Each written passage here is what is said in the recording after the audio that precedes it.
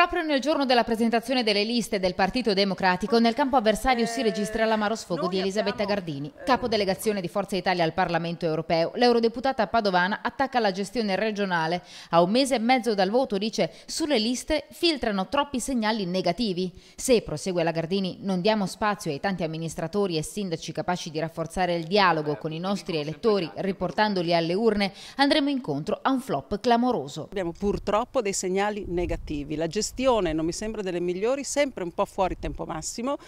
Noi abbiamo un'emorragia di persone che con questa gestione, essendo persone molto radicate sul territorio, con consenso, con la voglia di spendersi per il Veneto, in questo momento purtroppo se ne stanno andando in altri lidi. Alla Gardini non va giù il commissariamento di fatto di Roberta Toffanin, coordinatrice provinciale di Padova, sostituita all'improvviso da Luca Callegaro. Un altro brutto segnale è che l'unica coordinatrice donna che avevamo, la Roberta Toffanin a Padova, è stata commissariata. Questa Forza Italia, una Forza Italia che si chiude in se stessa, non è quella Forza Italia aperta, quella Forza Italia dialogante, quella Forza Italia inclusiva di cui avremmo bisogno adesso e che comunque è sempre stata la Forza Italia di Berlusconi. La Gardini chiude con una nota di speranza: cambiamo rotta, siamo ancora in tempo perché il Veneto non diventi il flop finale per Forza Italia.